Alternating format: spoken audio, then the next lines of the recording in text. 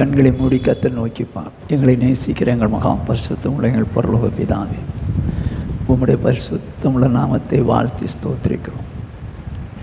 கிருபை இரக்கமுள்ள தேவனே ஸ்தோத்திரிக்கிறோம். தகப்பனே, இம்மட்டும் நாங்கள் பாடி மகிமைப்படுத்த உதவி செய்தீர். இப்பொழுதும் வந்திருக்கிற என்னோடு எங்களோடு கூட பேசுவீராக. உடைய வசனங்களை கேட்பதற்கு உணர்வதாரும் வாழ்வதற்கு கிருபைதாரும். இயேசு கிறிஸ்து என்ப நாமத்தில் பிதாவே, ஆமென். கர்த்தருக்கு மகிமை உண்டாகட்டும். தேவன் கிருபையால் குமாரனை கொடுத்தார். அவர் மூலம்தான் நித்திய ஜீவனை அடைய முடியும். அவர் மூலம்தான் நித்திய ஜீவனை அடைய முடியும். பாவத்துக்கு சம்பளம் மரணம். ஆனா இயேசு கிறிஸ்துவின் மூலமா நித்திய ஜீவனை அடையலாம். வேதம் என்ன சொல்லுது? யூதா எழுதின நிருபம் 21வது வசனம். யூதா 21வது வசனம். தேவனுடைய அன்பிலே உங்களை காத்துக்கொண்டு நித்திய ஜீவனுக்கு ஏதுவாக நம்முடைய கர்த்தராகிய இயேசு கிறிஸ்துவின் இரக்கத்தை பெற காத்திருங்கள். வேதம் சொல்றது பாருங்க, தேவனுடைய அன்பிலே உங்களை காத்துக்கொண்டு. First point. இரண்டாவது, நித்திய ஜீவனுக்கு ஏதுவாக நம்முடைய கர்த்தராகிய இயேசு கிறிஸ்துவினுடைய இரக்கத்தை பெற காத்திருங்கள். தேவனுடைய அன்பிலே உங்களை காத்துக்கொள்ளணும். 2, நித்திய ஜீவனுக்கு ஏதுவாக நம்முடைய கர்த்தராகிய இயேசு கிறிஸ்துவின் இரக்கத்தை பெற காத்திருங்கள். 2 காரியம் சொல்லப்பட்டிருக்கிறது. தேவனுடைய அன்பிலே உங்களை காத்துக்கொள்ளும். இந்த பாயிண்ட்டுக்கு முதல்ல சொல்றேன். 2வது, கர்த்தராகிய இயேசு கிறிஸ்துவினுடைய இரக்கத்தை பெற. நித்திய ஜீவன் வேணும்னா இரக்கத்தை பெறணும். சரி, இப்ப தேவனுடைய அன்பிலே உங்களை காத்துக்கணும். தேவனுடைய அன்பினா என்ன? 1 யோவான் 4வது அதிகாரம் 8-10. அன்பில்லாதவன் தேவனை அறியான், தேவன் அன்பாகவே இருக்கிறார். கவனமா கேட்டுங்க. அன்பு இல்லாதவன் தேவனை அறியான், தேவன் அன்பாகவே இருக்கிறார். எப்படி அன்பா இருக்கிறார்னு சொல்லி பாருங்க. இதுல தம்முடைய ஒரே பேரான குமாரனாலே நாம் பிழைக்கும்படிக்கு தேவன் அவரை இவ்வுலகத்திலே அனுப்பினதினால் தேவன் நம்மேல் வைத்த அன்பு வெளிப்பட்டது. கர்த்தருக்கு மகிமை உண்டாகட்டும். தம்முடைய ஒரே பேரான குமாரனாலே நாம் பிழைக்கும்படிக்கு தேவன் அவரை இவ்வுலகத்திலே அனுப்பினதினால் தேவன் நம்மேல் வைத்த அன்பு வெளிப்பட்டது. இப்ப தேவனுடைய அன்பிலே உங்களை காத்துக்கொள்ளும். 10ஆம் வசனம். நாம் தேவனிடத்தில் அன்பு கூர்ந்ததினால் அல்ல, அவர் நம்மிடத்தில் அன்பு கூர்ந்து நம்முடைய பாவங்களை நிவர்த்தி செய்கிற கிருபாதார பலியாக தம்முடைய குமாரனை அனுப்பினதினாலே அன்பு உண்டாயிருக்கிறது. என்னவா? நல்லா கவனிச்சுங்க. தேவன் நம்ம மேல அன்பு கூர்ந்து தம்முடைய குமாரனை நம்முடைய பாவங்களை நிவர்த்தி செய்வதற்காக கிருபாதார பலியாக அவர் நமக்காக இயேசுவை அனுப்பினார். புரிஞ்சுங்க? சரி, இப்போ தேவனுடைய அன்பு உங்களுக்கு எப்படி தெரிஞ்சது? நாம் பாவத்தினாலே அக்கிரமத்தினாலே மரித்து கிடந்தோம். நம்மை பிழைக்க வைக்க வேண்டும் என்று சொல்லி ஆண்டவர் நினைத்தார், தேவன் நினைத்தார். அது நிமித்தமாக குமாரனை அனுப்பினார். எதனால? தேவன் நம்மேல் வைத்த அன்பினாலே குமாரனை அனுப்பினார். குமாரன் மூலம் நாம் ரட்சிக்கப்பட்டோம். இப்ப அதைத்தான் வேதம் சொல்லுது, தேவனுடைய அன்பிலே நிலைத்திருங்கள். தேவனுடைய அன்பிலே நிலைச்சிருக்கிறதுனா என்ன? ரட்சிக்கப்பட்ட நாம தேவன் தம்முடைய குமாரனை கொடுத்து நம்ம மேல அன்பு கூர்ந்தாரே, அந்த அன்புல கடைசி வரைக்கும் அதை நிலைச்சிருக்கணும். இன்னைக்கு ரட்சிக்கப்பட்டு பாதி பேர் கர்த்தரை விட்டு விலகி போயிடுறாங்க. தேவனுடைய அன்பிலே நீங்கள் நிலைத்திருந்து, அடுத்தது என்ன? நித்திய ஜீவனை பெறுவதற்கு இரக்கத்தை பெற காத்திருங்கள். தேவனுடைய அன்புல அப்படின்னா நம்ம தேவன் தம்முடைய குமாரனை கொடுத்து அன்பு கூர்ந்தார், நம்ம ரட்சிக்கப்பட்டோம். இதுல கடைசி வரைக்கும் நிலைச்சிருக்கணுங்க. என்ன கஷ்டம் வந்தாலும், சோதனை வந்தாலும், பிரச்சனைகள் வந்தாலும், வேதனைகள் வந்தாலும், நானோ நீங்களோ அந்த அன்பை விட்டு நீங்க கூடாது. அன்பிலே உங்களை காத்துக்கொள்ளுங்கள். ஓகே, சொல்லிட்டு அந்த யூதாவில் நீங்க பார்த்தீங்கன்னா புரியும். யூதா 21ஆம் வசனம். தேவனுடைய அன்பிலே உங்களை காத்துக்கொண்டு, தேவனுடைய அன்பிலே உங்களை காத்து கொண்டு அப்படின்னா தானே குமாரனை கொடுத்து நம்ம மேல அன்பு கொடுத்து நம்ம ரட்சித்தாரே. இந்த அன்பை கடைசி வரைக்கும் அந்த அன்பிலே நானும் நீங்களும் என்ன பண்ணணும், நம்மை காத்து கொள்ளணும். First point. செகண்ட் பாயிண்ட், நித்திய ஜீவனுக்கு ஏதுவாக நம்முடைய கர்த்தராகிய இயேசு கிறிஸ்துவினுடைய இரக்கத்தை பெற காத்திருங்கள். இந்த அன்பிலே நம்மை காத்து கொண்டு நித்திய ஜீவனுக்கு ஏதுவாக நம்முடைய கர்த்தராகிய இயேசு கிறிஸ்துவினுடைய இரக்கத்தை பெற காத்திருங்கள். அப்போ நித்திய ஜீவனுக்கு போகணும்னா தேவனுடைய அன்புல நிலைச்சிருக்கணும். ரெண்டாவது என்ன சொல்லுது?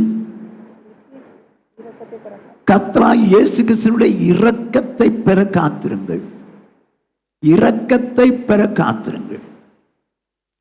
ஃபர்ஸ்ட் பாயிண்ட், ஆண்டவருடைய அன்பில் நிலைச்சிருக்கணும். ரெண்டாவது, இயேசு கிறிஸ்துவினுடைய இரக்கத்தை பெற காத்திருங்கள்.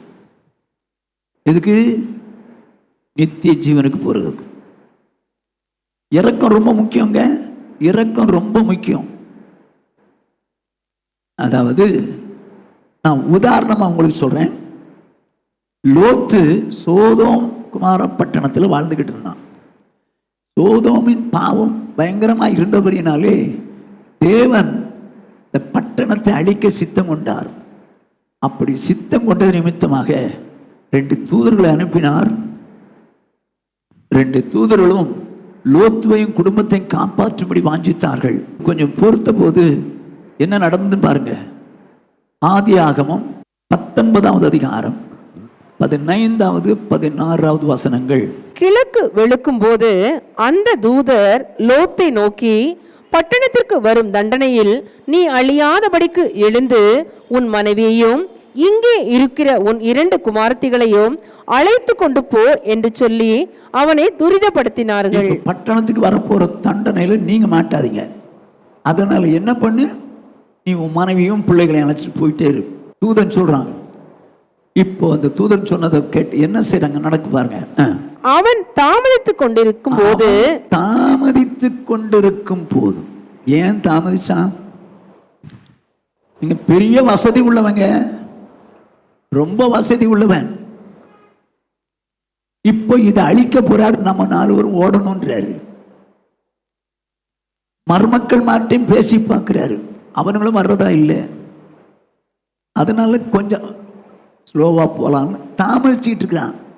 தாமதித்து கொண்டிருக்கும் போது கர்த்தர் அவன் மேல் வைத்த இரக்கத்தினாலே அந்த புருஷர் அவன் கையையும் அவன் மனைவியின் கையையும் அவன் 2 குமாரத்திகளின் கையையும் பிடித்து அவனை பட்டணத்திற்கு வெளியே கொண்டு போய் விட்டார்கள். கர்த்தருக்கு மகிமை உண்டாகட்டும்.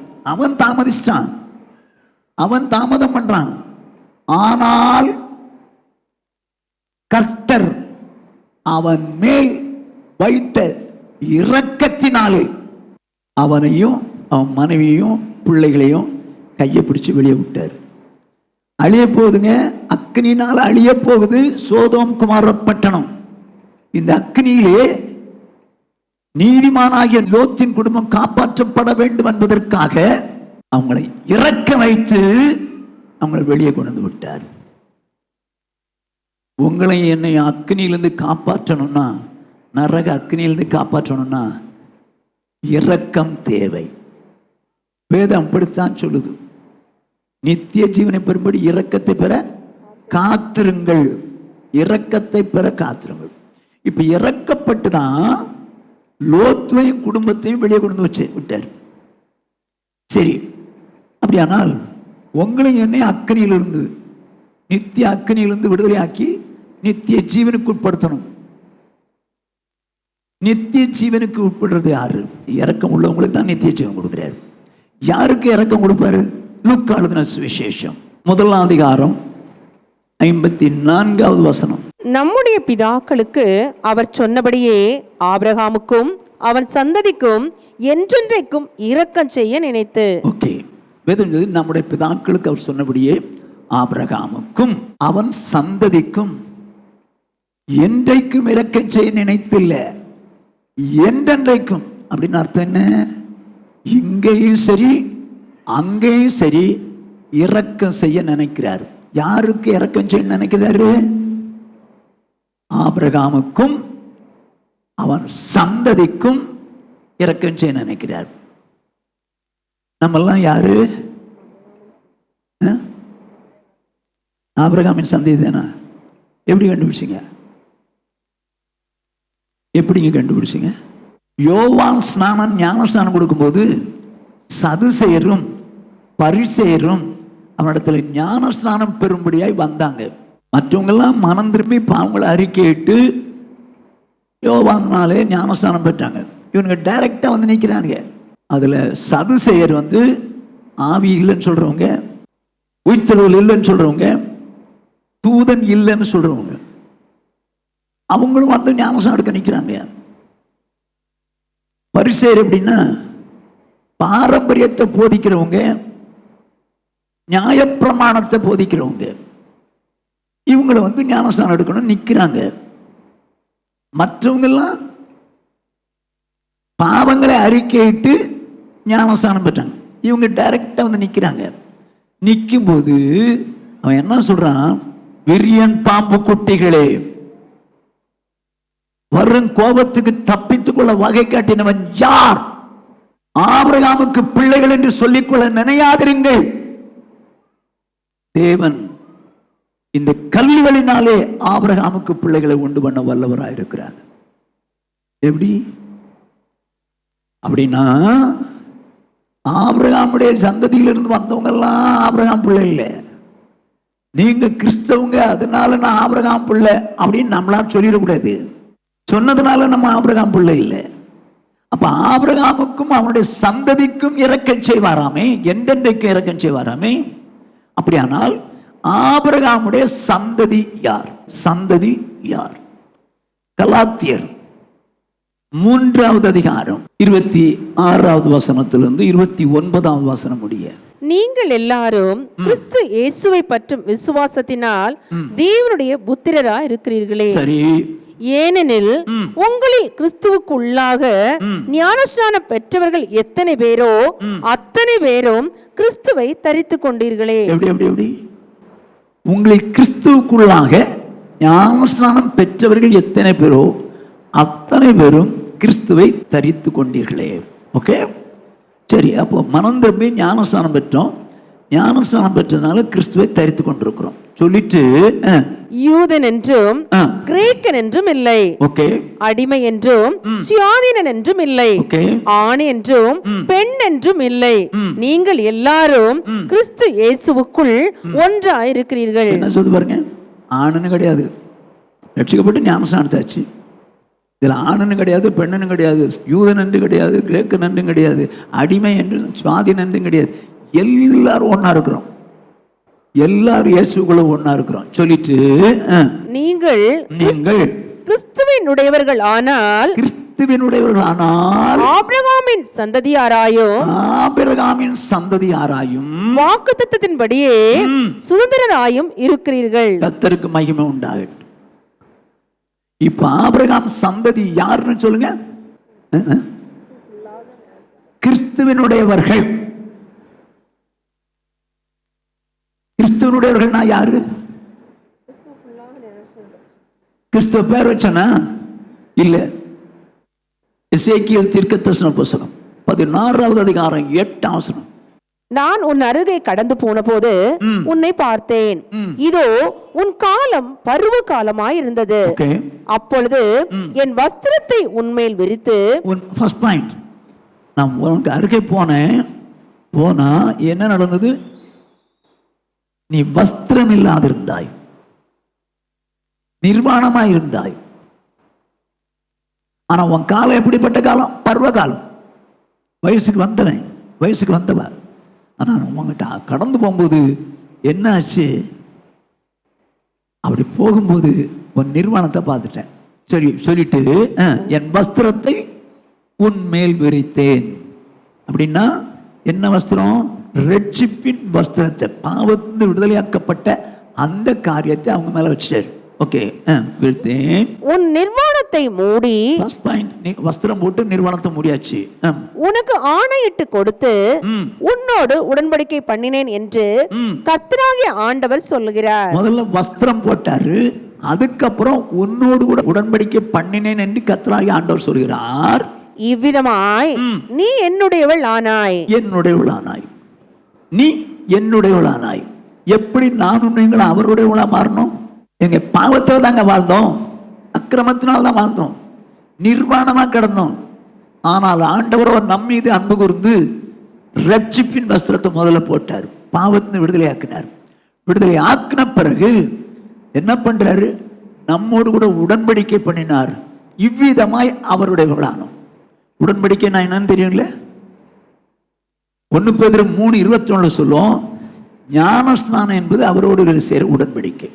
ஸோ அப்போ மனம் திரும்பி பாவ மன்னிப்புக்கென்று ஞானஸ்நானம் பெற்றால் நானும் நீங்களும் யாருடையவர்கள்? உடன்படிக்கை பண்ண நிமித்தம் கிறிஸ்துவனுடையவர்கள். கிறிஸ்துவனுடையவர்கள் யார்? ஆபிரகாமின் சந்ததி. கிறிஸ்துவனுடையவர்கள் தான் ஆபிரகாமின் சந்ததி. அப்போ யார் மனம் திரும்பி ஞானஸ்நானம் எடுத்தார்களோ, அவரோடு கூட உடன்படிக்கை பண்ணார்களோ, அவர்கள் கிறிஸ்துவனுடையவர்கள். அவர்கள் தான் ஆபிரகாமின் சந்ததி. அவர் யாருக்கு கை கொடுப்பாரா?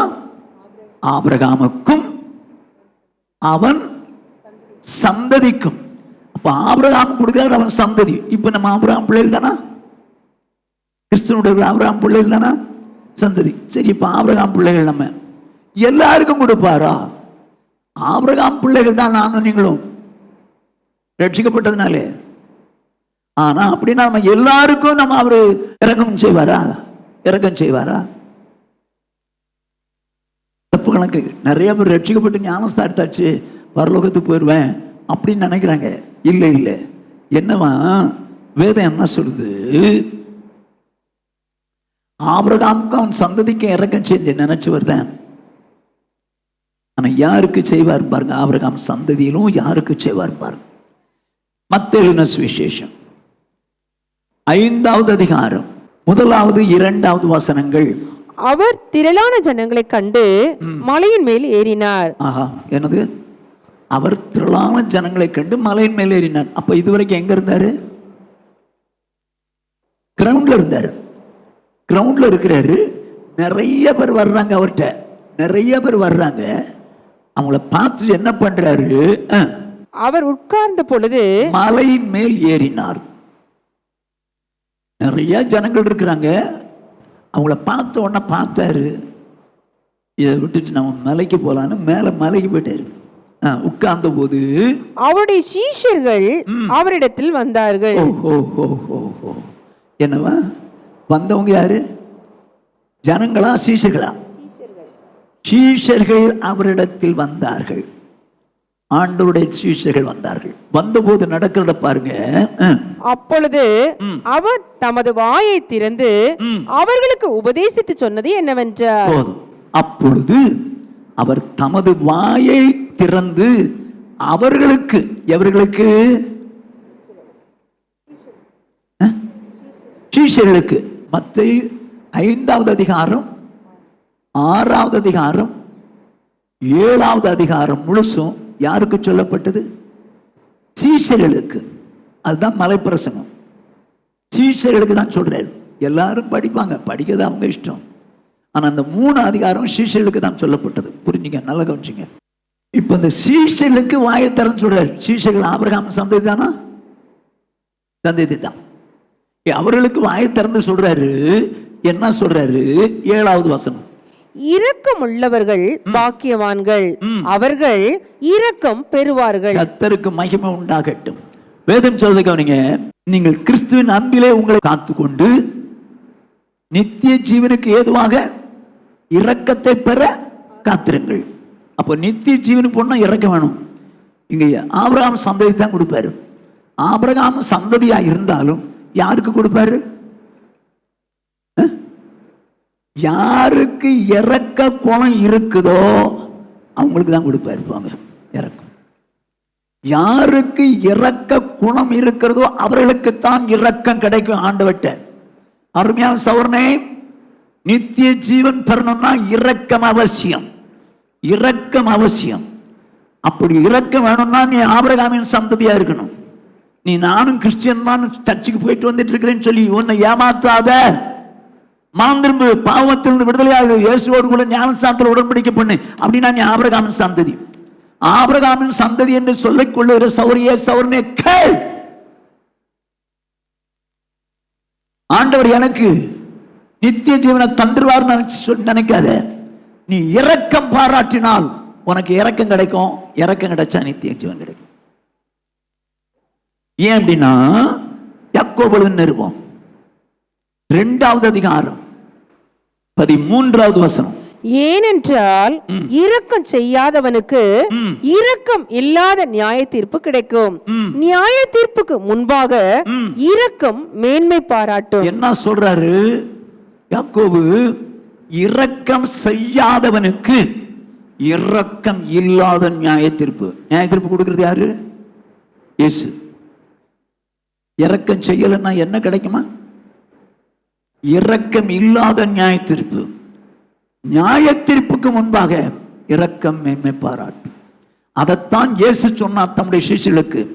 இரக்கம் உள்ளவன் பாக்கியவான், அவர்கள் இரக்கம் பெறுவார்கள். அருமையானவர்களே, இரக்கம் இல்லாம நித்திய ஜீவனுக்கு போக முடியாது. முதல் வசனம் அப்படிதான் படிச்சோம். என்ன படிச்சோம்? கிறிஸ்துவின் அன்பிலே உங்களை காத்து கொண்டு நித்திய ஜீவனுக்கு ஏதுவாக இரக்கத்தை பெற காத்திருங்கள். ரட்சிக்கப்பட்ட உண்மைதான், அந்த வசனத்தின்படி வாழ்ந்து கொண்டிருக்கிறோம் உண்மைதான். ஆனால் நித்திய ஜீவனுக்கு போனா இரக்கம் அவசியம். இரக்கம்னா என்னங்க? இரக்கம்னா என்ன? ஒருத்தன் பசியா இருக்கான், சாப்பாடு கொடுக்குறீங்க, அவ்வளவுதானே. ஒருத்தன் கஷ்டப்படுறான், பணம் கொடுக்குறீங்க, அதுதானே. இதானே இரக்கம் நினைப்போம். இல்ல கீழே விழுந்துட்டான், தூக்கி விட்டீங்க, இதானே இரக்கம் நினைப்போம். இது இரக்கம் தான், இல்லைன்னு சொல்லல. ஆனால் இயேசு என்ன சொல்றார் பாருங்க. மத்தேயு எழுதின சுவிசேஷம் 9வது அதிகாரம் 13வது வசனம். பலியை அல்ல இரக்கத்தையே விரும்புகிறேன் என்பதின் கருத்து இன்னதென்று போய் கற்றுக்கொள்ளுங்கள். என்ன சொல்றாரு? பலியை அல்ல இரக்கத்தையே விரும்புகிறேன் என்பதின் கருத்து இன்னதென்று கற்றுக்கொள்ளுங்கள். ஏதோ ஏழை பசியா இருந்தான், கொடுத்தேன், இரக்கம் தான் வச்சுக்கோ. ஏதோ ஏழை வஸ்திரம் இல்லாத இருந்தான், இறக்கப்பட்டு வஸ்திரம் கொடுத்தேன், ஓகே வச்சுக்கோ நீ. ஆனால் இரக்கத்துக்கு அர்த்தம் என்னன்னு கத்துக்கன்றார் இயேசு. அவருடைய பார்வையில இரக்கம்னா என்ன வேதம் சொல்றது கொஞ்சம் கவனிக்க போறோம். மத்தேயு எழுதின சுவிசேஷம் 12வது அதிகாரம் 7வது வசனம். பலியை அல்ல இரக்கத்தையே விரும்புகிறேன் என்பதின் கருத்து இன்னதென்று அறிந்தீர்கள், ஆனால் குற்றம் இல்லாதவர்களை நீங்கள் குற்றப்படுத்த மாட்டீர்கள். என்னவாங்க இரக்கத்தை அர்த்தம் என்ன? பலியை அல்ல இரக்கத்தை விரும்புகிறது என்ற கருத்து அறிந்தீர்களானால் குற்றம் இல்லாதவனை நீங்கள் குற்றப்படுத்த மாட்டீர்கள். இரக்கத்துக்கு அர்த்தம் சொல்லுங்க. குற்றம் இல்லாதவனை குற்றப்படுத்த மாட்டாய். சௌர்ணே, உனக்கு பிடிக்கல, எனக்கு வேதனையா இருக்குது, இவனை நினைச்சா இவளை நினைச்சா, ஆகவே நீ ஏதோ ஒரு காரணத்தை சொல்லி அவனை குற்றப்படுத்துற. நோ, நீ இரக்கம் இல்லாதவள், இரக்கம் இல்லாதவன், குற்றம் இல்லாதவனை குற்றப்படுத்துறிய. இது யாருடைய கேரக்டர் தெரியுமா? சாத்தானுடைய கேரக்டர். உங்களுக்கு யாரையோ பிடிக்கல, அதனாலதான் குற்றப்படுத்துறீங்க. கவனமா கேட்டுங்க. குற்றம் இல்லாதவனை நீ குற்றப்படுத்துவாயானால் நீ இரக்கம் இல்லாதவன், இரக்கம் இல்லாதவன். உங்களுக்கு பிடிக்காதவங்களெல்லாம் குற்றம் சொல்றீங்களா? யார் குற்றம் சொல்லுவாங்க தெரியுமா? ஃபர்ஸ்ட் பாயிண்ட், பெருமை உள்ளவன். பெருமை ஜாஸ்தி இருந்தால் அடுத்தவனை குற்றம் சொல்லுவான். செகண்ட் பாயிண்ட், பொறாமை உள்ளவன் குற்றம் சொல்லுவான். தேர்ட் பாயிண்ட், கசப்பு இருக்கிறவன் குற்றம் சொல்லுவான். என்னை பொறுத்தளவுக்கு நான் தியானிச்ச தியானம் ஒண்ணு, பெருமை உள்ளவன் அடுத்தவனை குற்றம் சொல்லுவான். இந்த சாத்தானே பெருமை உள்ளவன் தான். அவன் என்ன பண்றான்னு பாருங்க. அதுக்கப்புறம் நம்ம மேட்டரை சொல்லி தரேன். சாத்தான், இயேசு தாழ்மையானவர், சாத்தான் பெருமை உள்ளவன். நான் மேலே போவேன்னு நினைச்சான். அவன் பெருமைக்காரன்.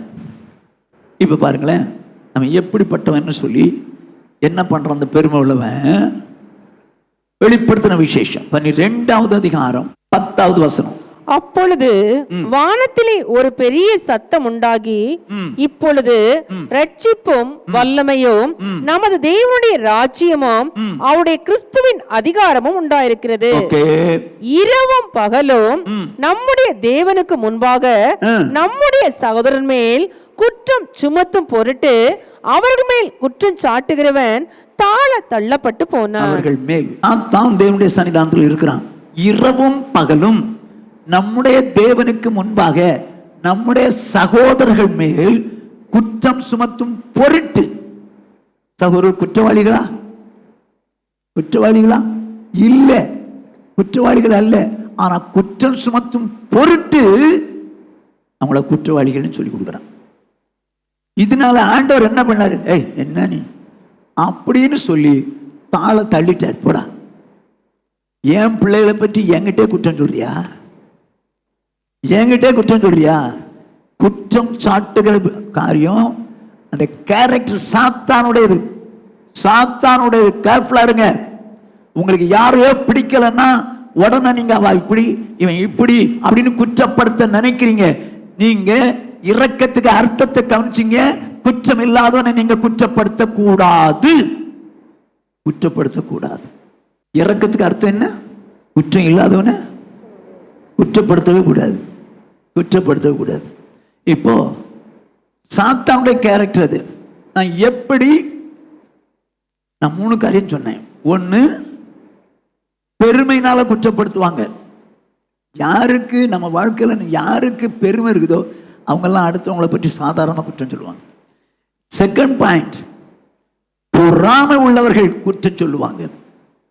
நாத்தனார் மேலே பொறாம, இல்லை மாமியார் மேலே பொறாமன்னா நாத்தனாருக்கு நாத்தனார் குற்றம் சொல்லுவாங்க, மாமியார் மேலே மருமக குற்றம் சொல்லுவான், மருமக மேலே மாமியார் குற்றம் சொல்லுவாங்க. இது எதனால? பெருமை. ஓகே. 3வதாக, யாருக்கு மேல கசப்பு இருக்குதோ, கசப்பு இருக்கிறவங்க யார் மேல கசப்பு இருக்குதோ அவங்கள குற்றம் சொல்லுவாங்க. அவங்கள குற்றம் சொல்லுவாங்க. நான் இதை வேதத்தின் அடிப்படையிலே சொல்றேன். எப்படின்னு சொல்லி, முதல்ல பெருமை உள்ளவர்கள். 1 ராஜாக்களின் புஸ்தகம் 21வது அதிகாரம். இந்த அதிகாரத்தில் நாபோத் என்று சொல்லக்கூடிய ஒரு மனுஷன், அவன் ஆகாப் ராஜாவுடைய அரண்மனைக்கு பக்கத்தில் ஒரு திராட்சை தோட்டத்தை வச்சிருக்கிறான். இந்த திராட்சை தோட்டத்தை நாபோத்திட்ட கேட்கிறான், ராஜா எனக்கு கொடு, உனக்கு நல்ல இடம் தர்றேன் அப்படின்னு கேட்கிறான். ஆனா நாபோத் என்ன சொல்லிட்டான்? இது எங்கள் பிதாக்களின் சுதந்திரம், நான் கொடுக்க மாட்டேன்ட்டான். கேட்டது யாரு? ராஜா. ராஜா அவங்கிட்ட சொல்றான் நான் கொடுக்க மாட்டேன்ட்டு. இந்த நாபோத்துக்கு மேல ராஜாவுக்கு ரொம்ப கோபம் வந்துருச்சு. நேரம் போனான், வீட்டில் போய் செவுத்து பக்கமா திரும்பிட்டு படுத்துக்கிட்டான். இதை பார்த்தா ராணி பார்த்தா. ராணி பார்த்துட்டு என்ன விசாரிச்சுக்கணும், என்னமாம்மா ஏன் சாப்பிடாம கொள்ளாம இப்படி படுத்துறீங்க அப்படின்னு கேட்டிருக்கணும். அவ கேட்ட போது அவன் சொல்றான், நாபோத்துடைய திராட்சை தோட்டத்தை நான் கேட்டேன், தரமாட்டேன்ட்டான். அதுக்கு ஈக்குவலா இப்படிப்பட்ட இடத்தை தர்றேன் அப்படின்னு சொல்லி பார்த்தேன், தரமாட்டேன்ட்டான். அவ சொல்றா, நீ ராஜா, அவன் ஒரு சிட்டிசன், நீரோ இந்த தேசத்துக்கு ராஜா, நீங்க இப்படி போய் படுத்திருக்கலாமா அப்படின்னு சொல்லிட்டு என்ன செஞ்சா தெரியுமா? ஆகாபுடைய மனைவி யேசபேல், வாசிங்க இப்போ 8ஆம் வசனத்திலிருந்து 10ஆம் வசனம் வரை. அவள் ஆகாபின் பெயரால் நிருபங்களை எழுதி, இவளோ ஆகாபுடைய மனைவி யேசபேல், இவன் நிருபம் எழுதுறா. இவளா நான் யேசபேல் எழுதுறேன், ராணி எழுதுகிறேன் அப்படின்னா சொன்னா அப்படியா போட்டிருக்குது? இல்ல, ராஜா பேர்ல நிருபத்தை எழுதுறா. ராஜா பேர்ல நிருபத்தை எழுதுறா. எழுதி அவன் முத்திரையை அவைகளுக்கு போட்டு அந்த நிருபங்களை நாபோத் இருக்கும் பட்டணத்தில் அவனுடைய குடியிருக்கிற மூப்பரிடத்திற்கும் பெரியோரிடத்துக்கும் அனுப்பினாள். என்ன செஞ்சா பாருங்க, அங்க நாபோத் இருக்கக்கூடிய பட்டணத்துக்கும் அந்த பட்டணத்துல இருக்கக்கூடிய மூப்பர்களுக்கும் தலைவர்களுக்கும் அனுப்பிச்சான். என்ன எழுதியிருக்கான்னு பாருங்க. அந்த நிருபங்களில் அவள் எழுதினது என்னவென்றால், நீங்கள் உபவாசம் என்று பிரசித்தப்படுத்தி நாபோத்தை ஜனத்தின் முன் நிறுத்தி தேவனையும் ராஜாவையும் தூசித்தா என்று அவன் மேல் சாட்சி சொல்லுகிற பேலியாளின் மக்களாகிய 2 பேரை அவனுக்கு எதிராக நிறுத்தி அவனை வெளியே கொண்டு போய் அவன் சாகும்படிக்கு அவனை கல்லறியுங்கள் என்று எழுதினாள். கவனம், அந்த ஆகாப் மனைவி யேசபேல் ராஜாவுடைய முத்திரை போட்டு ராஜா எழுதின மாதிரி எழுதிட்டான். அவன் ஊர்ல இருக்கக்கூடிய நாபோத் ஊர்ல இருக்கிற தலைவர்களுக்கு எழுதுறான், நீங்க பேலியாளின் மக்கள், அப்படின்னா பிசாசு மக்கள் அர்த்தம். பேலியாளின் மக்கள் 2 பேரை நிறுத்தி என்ன சொல்லணும், ராஜாவையும் தேவனையும் தூஷித்தான் அப்படின்னு போய் குற்றம் சொல்லி நீங்க என்ன செஞ்சிடணும், அவனை கல்லெடுத்து கொன்னுடணும், கல்லெடுத்து கொன்னுடணும்ட்டான். அவனுங்க இந்த நிருபத்தை வாங்கிட்டு குற்றம் இல்லாத நாபோத்தை நிறுத்தி இவன் ராஜாவையும் தேவனையும் தூஷித்தான், கல்லறிங்களா, கொன்னுட்டானுங்க. எங்க குற்றம் இல்லாதவன், அவன் குற்றம் இல்லாதவன். ஆனா குற்றம் இல்லாதவனை குற்றப்படுத்துறது காரணம் என்னன்னு நீங்க சொல்லுங்க. நான் ராஜா, ராஜாவுடைய மனைவி, எங்களுக்கு நீ இந்த மாதிரி பண்றியா? பெருமை, பெருமைனாலதான் அவனை குற்றப்படுத்துறான். அருமையான சௌரனே சௌரிய கேள், உனக்கு பெருமை ஜாஸ்தி இருந்தால் நீ மற்றவளை சாதாரணமா குற்றப்படுத்துவ, மற்றவளை சாதாரணமா குற்றப்படுத்துவ. ஏன்னா உன்னால தாங்க முடியாது அவங்க செய்யற காரியத்தை. அதனால வேணும்னே நீ பெருமைனால, உனக்கு இருக்கிற பெருமைனால, மேட்டிமைனால அவங்கள குற்றப்படுத்துற. உனக்கு யார் ரைட்ஸ் கொடுத்தது அவங்கள குற்றப்படுத்துறதுக்கு? எங்க நாபோத் குற்றவாளி அல்லவே, அவன் குற்றவாளி இல்ல. ஆனால் குற்றம் செய்தான் என்று சொல்லி காலி பண்ண வச்சாலே. எதனால? ராஜாத்தி என்ற பெருமை. ஜாக்கிரதை, யாருக்காயினும் பெருமை இருந்தால் உன வேண்டாதவனை தேவையில்லாம குற்றப்படுத்துவாய். ஜாக்கிரதை இருந்துக்க. பெருமை இருந்தால் குற்றப்படுத்துவாய். செகண்ட் பாயிண்ட், பொறாமை உள்ளவன் குற்றப்படுத்துவான். குற்றம் இல்லாதவனை பொறாமை உள்ளவன் குற்றப்படுத்துவான். புருஷன் மனைவி நல்ல அன்பா இருக்கிறாங்க, இது மாமியாருக்கு கொஞ்சம் நல்லா இல்லை, இதனால என்ன பண்ணுவாங்க, மகன்கிட்ட மாமியார் மெல்ல சொல்றான், தம்பி நான் சொன்னேன்னு வருத்தப்படாதப்பா. சொல்லுங்க மேம், சொல்லுங்க. ஆனா நான் சொன்னேன்னு அவட்ட போய் கேட்டுற போற. யார்கிட்ட? உன் ஒய்ஃபு கிட்ட. என்ன? சரி வேணாம், நீ வருத்தப்படுற மாதிரி இருக்கு, வேண்டாம். அட சொல்லுங்க, நான் கேட்க மாட்டேன், விடுங்க, சொல்லுங்க. உன் மனைவி என்ன செய்யறா தெரியுமா? நீ போன பிறகு சீரியல் பார்த்துட்டு இருக்கிற. ஏன் மனைவியா? ஏன் மனைவியா? சர்ச்சில் இவ்வளவு ஆக்டிவிட்டிஸ்ல இருப்பாளே, ஏன் மனைவியா சீரியல் பார்க்குறா? ஓ, நீ அவட்ட போய் கேட்டுறாதப்பா, கேட்டுறாது.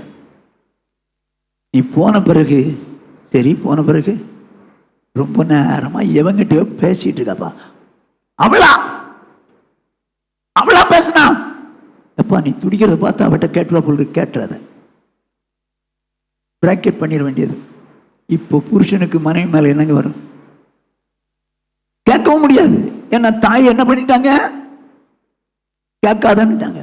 எதுனால இதை சொன்னாங்கன்னு சொல்லுங்களேன். எதுனால?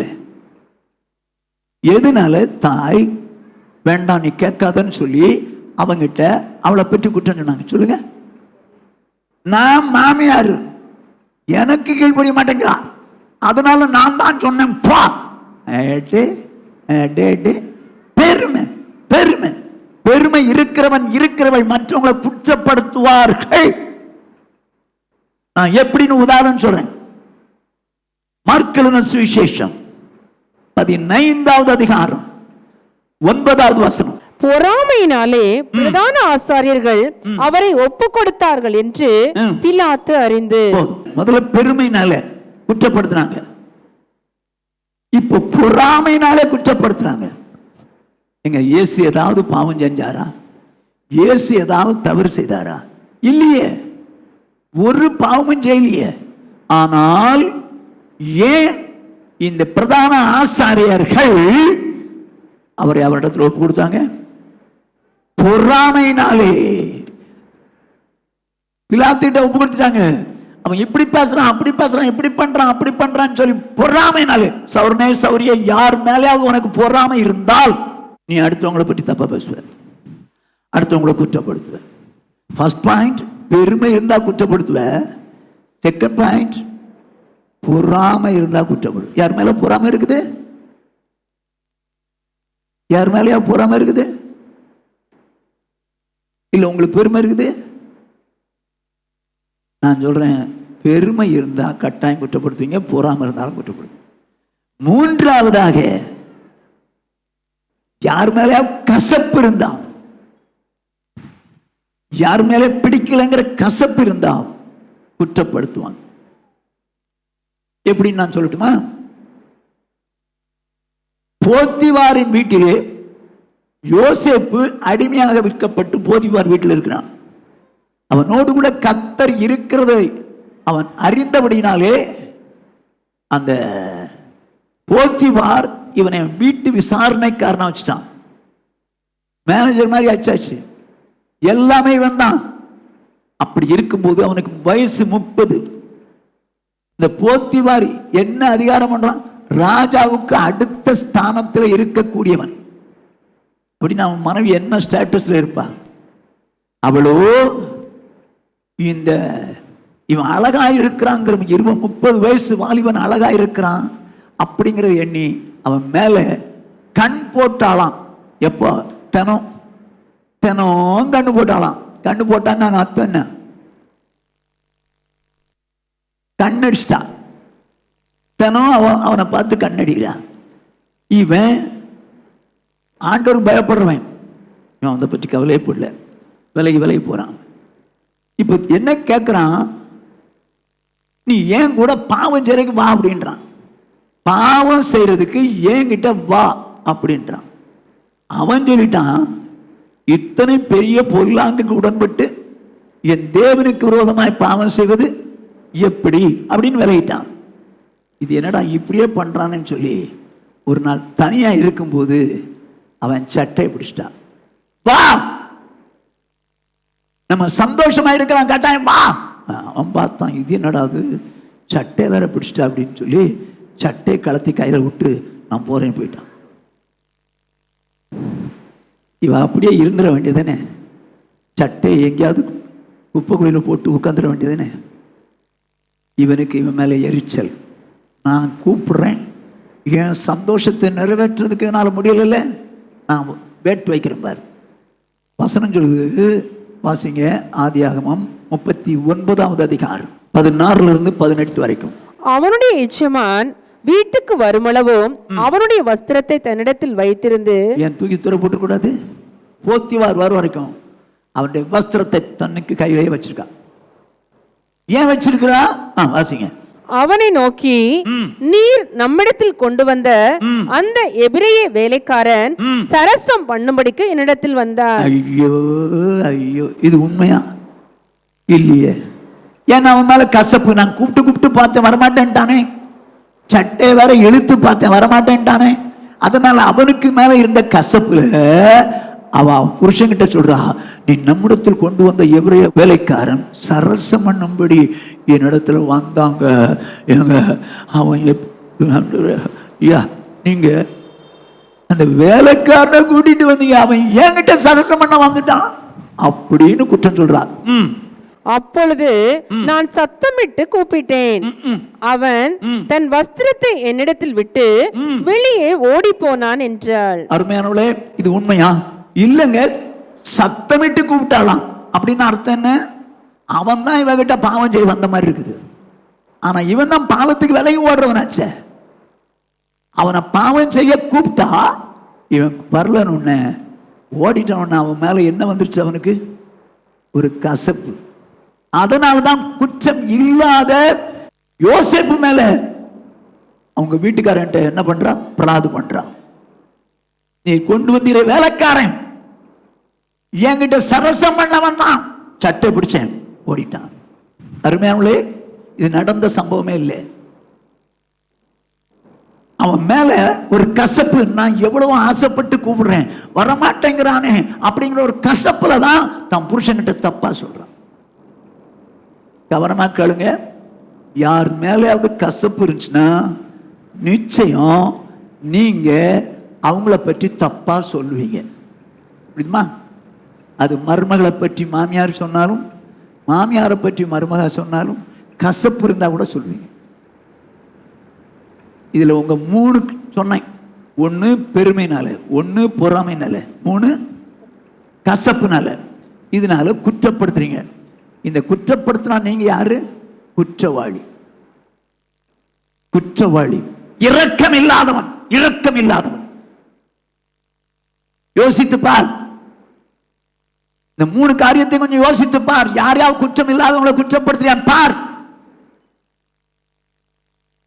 உனக்கு பிடிக்கல, அதனால குற்றப்படுத்துற. இரக்கம் இல்லாதவள், இரக்கம் இல்லாதவன். ஜீசஸ். ஓகே,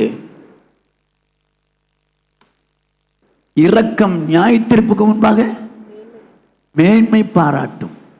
இரக்கம் இல்லாதவனுக்கு இரக்கம் இல்லாத நியாய தீர்ப்பு.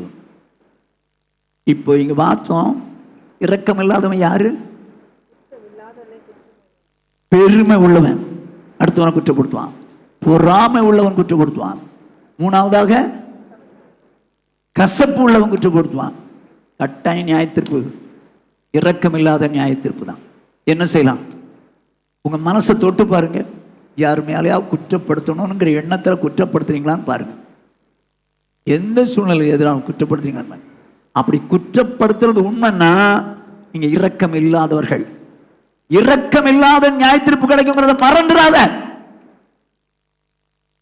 எனக்கு பிடிக்கல அதனால தாங்க சொல்றேன் அப்படின்னு சொல்றியா? நீ குற்றம் உள்ளவள், இரக்கம் இல்லாத. சரி, ஃபர்ஸ்ட் பாயிண்ட். 2வது, இரக்கத்துக்கு அர்த்தம் என்ன அப்படிங்கிறத வேதத்திலிருந்து பார்ப்போம். முதலாவது, இரக்கத்துக்கு அர்த்தம் என்ன? குற்றம் இல்லாதவள குற்றப்படுத்துறது இரக்கம் இல்லாது. 2ஆவதாக வாசிங்க, மத்தேயு சுவிசேஷம் 18வது அதிகாரம் 21வது 22வது வசனங்கள்.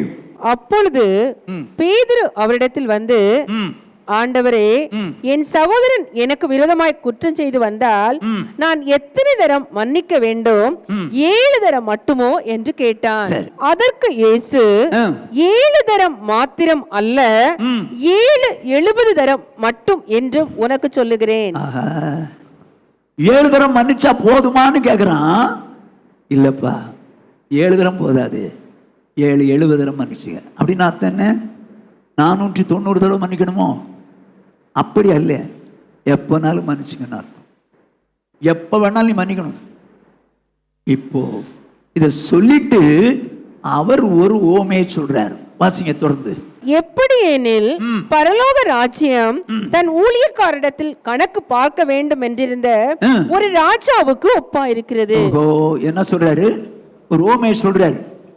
பரலோக ராஜ்யம் ஊழியக்காரிடத்தில் கணக்கு பார்க்க வேண்டும் என்றது ஒரு ராஜாவுக்கு ஒப்பா இருக்கு. அவன் கணக்கு பார்க்க தொடங்கின போது 10,000 தாலந்து கடன்பட்டவன் ஒருவனை அவனுக்கு முன்பாக கொண்டு வந்தார்கள். இப்ப ராஜா கிட்ட கடன் வாங்கின ஒருவன் அவனை கொண்டு வந்திருக்காங்க.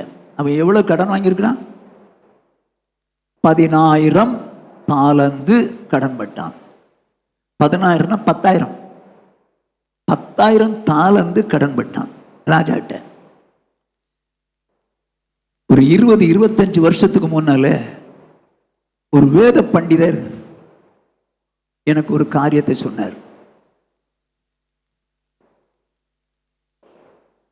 10,000 தாலந்துன்னா 4.5 கோடி ரூபாயினார். எப்போ? 25 வருஷத்துக்கு முன்னால 4.5 கோடி ரூபாய் கடன் வாங்கியிருக்கிறான். அது இன்னைக்கு நான் எவ்வளவு மதிப்பு? 10 டைம்ஸ் வச்சுக்கலாம். 10 டைம்ஸ் இருக்குல்ல 25 வருஷத்துக்கு அப்புறம். சரி, இப்போ என்ன மதிப்பு? 45 கோடி ரூபாய் ராஜா கிட்ட கடன் வாங்கியிருக்கிறான். ராஜா கணக்கு கொடுப்பான்னா அவன் என்ன சொல்றான் பாருங்க. கடன்பட்டவனை அழைச்சு வந்தாங்க, ராஜாவுக்கு முன்னால் நிக்கிறான். அவன் என்ன சொல்றான் பாருங்க.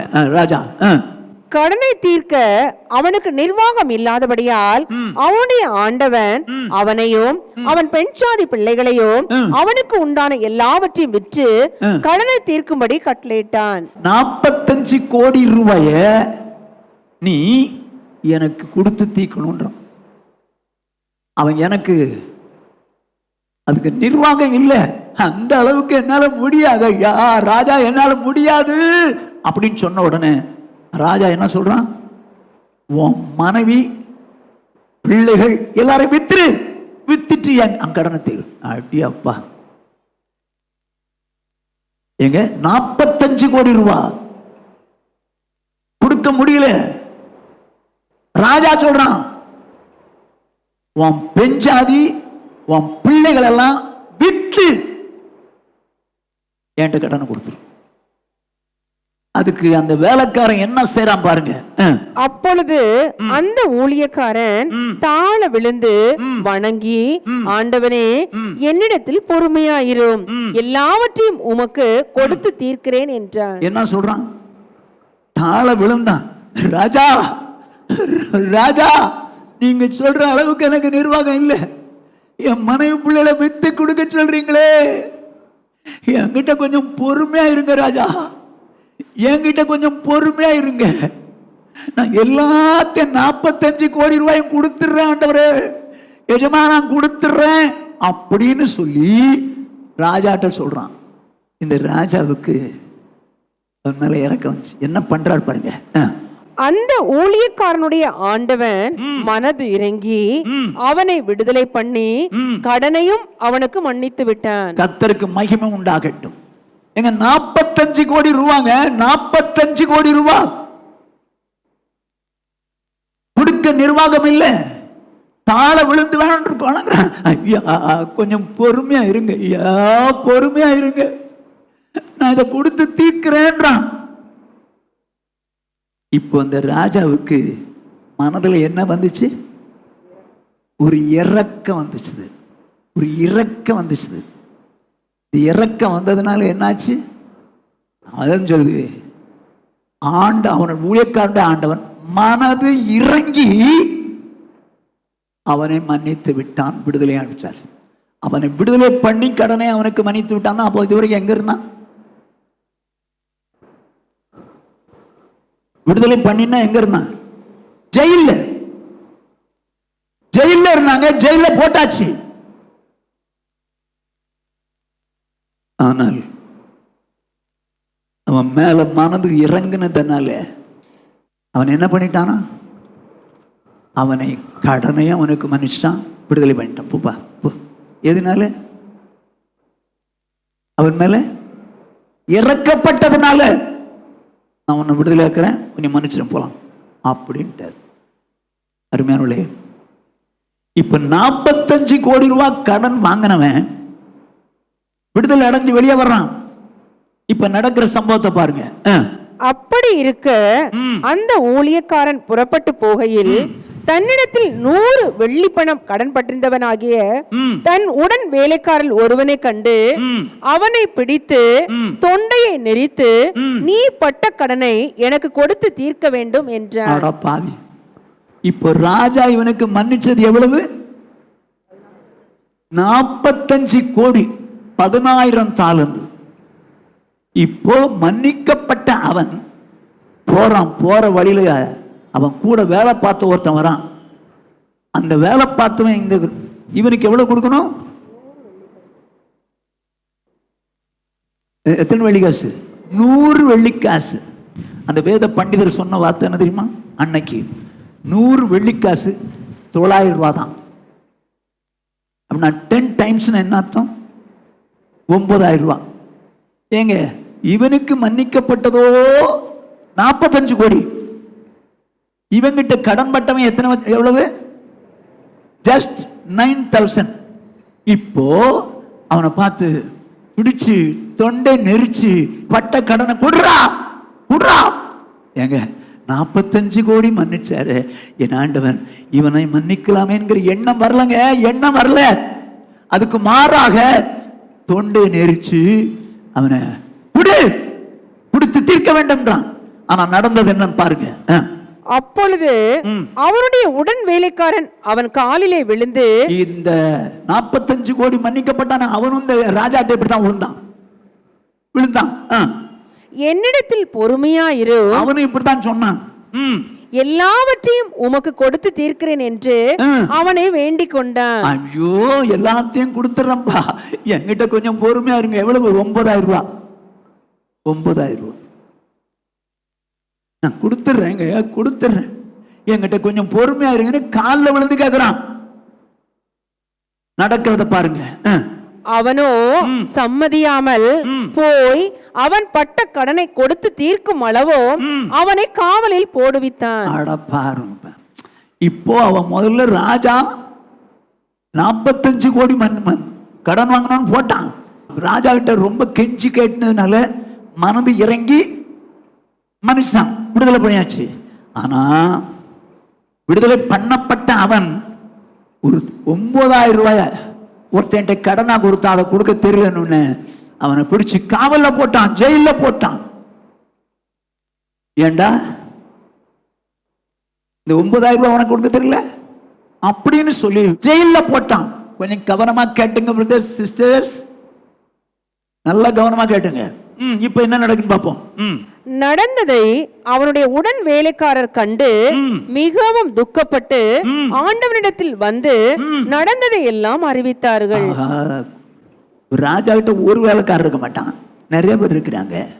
நடந்ததை அறிந்த சில வேலைக்காரர்கள் ராஜா கிட்ட வந்தாங்க. ராஜா ராஜா,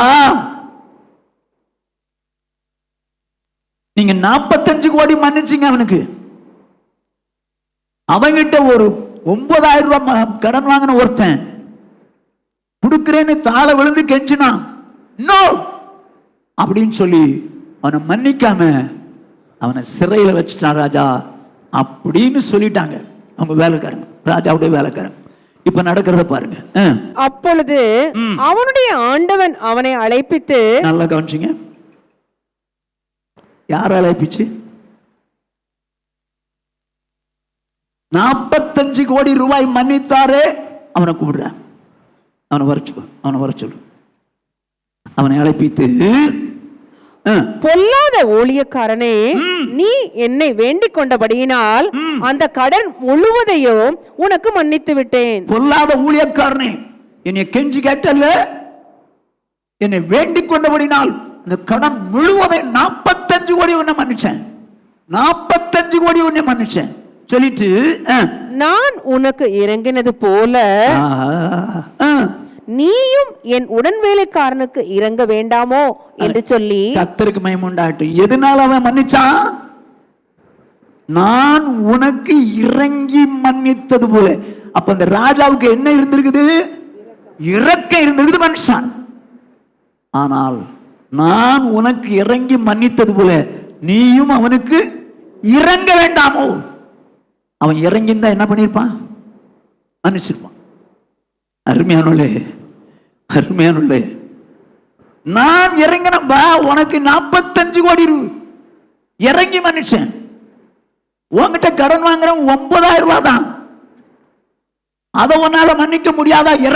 உனக்கு இறக்க இல்லையா சொல்லிட்டு என்ன செய்யறாருன்னு பாருங்க.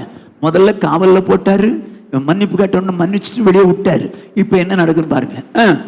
அவனுடைய ஆண்டவன் கோபம் அடைந்து அவன் பட்ட கடனை எல்லாம் தனக்கு கொடுத்து தீர்க்கும் அளவும் உபாதிக்கிறவனிடத்தில் அவனை ஒப்பு கொடுத்தான். ஐயோ, அவனுடைய ஆண்டவன் அவன் மேல கோபம் அடைந்து அவன் பட்ட கடனை எல்லாம் 45 கோடி தீர்க்கும் அளவும் உபாதிக்கிறவன் கையில் ஒப்பு கொடுத்தான். அது யாரு? ஜெயில போட்டான். முதல்ல ஜெயில போட்டுதான் ரிலீஸ் ஆனான். இப்ப மறுபடி ஜெயிலுக்கு போயிட்டான். ஏன் ஜெயிலுக்கு போனான்? மன்னிக்க மாட்டேன்ட்டான். முதல்ல நம்மள 45 கோடி ரூபாய், புரிஞ்சுங்க, சொல்லிட்டு நீங்களும் அவனவன் தன் தன் சகோதரன் செய்த தப்பிதங்களை மனப்பூர்வமாய் மன்னியாமற் போனால் என் பரமபிதாவும் உங்களுக்கு இப்படியே செய்வார் என்றார். நீங்கள் அவனவன் தன் தன் சகோதரனுக்கு மன்னியாமல் போனால், மனப்பூர்வமாய் மன்னியாமல் போனால், சகோதரன் செய்த தப்பிதங்கள் உங்கள் பரமபிதாவும் உங்களுக்கும் இப்படியே செய்வார். எப்படி செய்வார்? முதல்ல மன்னிச்சார், ரிலீஸ் பண்ணி விட்டார். ஆனா திரும்ப அதெல்லாம் மன்னிக்க மாட்டேன்னு சொல்லி ஜெயில போட்டார். நீங்க அந்த மாதிரி வேலையில இறங்கிறாதீங்க, உங்களுக்கு சொல்லித்தரேன்னு சொல்லிட்டு நல்லா கவனிச்சிங்க. நான் இப்ப புரியுற மாதிரி சொல்றேன். நீங்க வாலிப பிராயத்திலிருந்து செஞ்சுட்டு வந்த எல்லா பாவத்தையும் ஆண்டவர் அறிவாரா? அறிவாரா? அறிவார். இது புருஷனுக்கு தெரிஞ்சா என்ன இருக்கும்? கொன்னு இருப்பான். மனைவிக்கு தெரிஞ்சா விரட்டி இருப்பா, இல்ல வெட்டி இருப்பா. ஆனால் எப்பேற்பட்ட பாவமா இருந்தாலும் வாலிப பிராயத்தில் செஞ்சுட்டு வந்த பாவங்களை நீங்க ஆண்டவர்கிட்ட சொன்ன மனுஷாரா? என்ன மன்னிக்கலையா? மனுஷாரா? மன்னிச்சார். அவ்வளவு பாவங்களை மனுஷன். ஆனா அவ்வளவு பாவங்களை மன்னிப்பு பெற்ற நீ யாரோ உன் சொந்தக்காரனோ இல்ல சகோதரன் ஒருத்தன் தப்பு பண்ணதுங்க, ஒரே ஒரு தப்பு, உன்னை பற்றி அப்படி பேசிட்டான், இல்ல உன்கிட்ட இப்படி நடந்துட்டான், அதனால அதை நீ மன்னிக்க முடியாம இருக்கிய. ஒரே ஒரு தப்பு தான். ராஜா மன்னிச்சது 45 கோடி, இவன் மன்னிக்க வேண்டியது 9,000 ரூபாய். அதனாலதான் மறுபடியும் கோவப்பட்டு ஜெயில போட்டான். நீங்களும் உங்க சவுளுக்கு மனப்பூர்வமா மன்னியாமல் போனால் உங்க பரமபிதா இப்படிதான் செய்வார். எப்படி செய்வாரு? மறுபடியும் நீங்க செஞ்ச பாவங்களெல்லாம் மனசுல வச்சு திரும்ப நரகத்துக்கு அனுப்பிடுவார். நரகத்துக்கு அனுப்பிடுவார். ரொம்ப ஜாக்கிரதை, ரொம்ப ஜாக்கிரதை. யார் மேலேயாவது உங்களுக்கு வருத்தம் இருக்குதான்னு பாருங்க. எவனோ ஒரு தப்பு செஞ்சுட்டான், எவனோ ஒரு தப்பு செஞ்சுட்டான், எவ்வளோ ஒரு தப்பு செஞ்சுட்டான், அது உங்களுக்கு மறக்க முடியல, மன்னிக்க முடியல. எங்க 9,000 ரூபாய் மன்னிக்க முடியலங்க, 45 கோடி மன்னிப்பு பெற்றவங்க 9,000 ரூபாய் மன்னிக்க முடியலையே. ஏன் மன்னிக்க முடியல? இரக்கம் இல்லை, இரக்கம் இல்லை. யோசித்து பாரு. வாலிப பிராயத்திலிருந்து இன்னைக்கு வரைக்கும் நீ செஞ்ச பாவத்தெல்லாம் ஆண்டவர்கிட்ட மன்னிப்பு கேட்டுட்டு இருக்கிற, அவர் மன்னிச்சுக்கிட்டே இருக்கிறார், மன்னிச்சுட்டு இருக்கிறார். ஆனா யாரோ உனக்கு விரோதமா பேசின பேச்ச மன்னிக்க முடியல, யாரோ உனக்கு விரோதமா நடந்த நடக்க மறக்க முடியல, மன்னிக்க முடியல. யோசித்து பார், யோசித்து பார். எவ்வளவு பாவத்தை மன்னிச்சாரு. அவன் செஞ்ச ஒரே ஒரு பாவத்தை உன்னால மன்னிக்க முடியலையே. அவனை பார்த்தோன்ன முகத்தை திருப்பிட்டு போறியே, ஏன்? உனக்கு இரக்கம் இல்லை. சௌரியே, உனக்கு விரோதமா பாவம் செஞ்சால அவளுக்கு விரோதமா நீ என்ன பண்ற? முகத்தை திருப்பிட்டு போற. ஏன் தெரியுமா? உனக்கு இரக்கம் இல்லை, இரக்கம் இல்லை. யோசித்து பார். இரக்கத்தினால மன்னிச்சார். உனக்கு விரோதமா தப்பண்ணா பாத்தியா?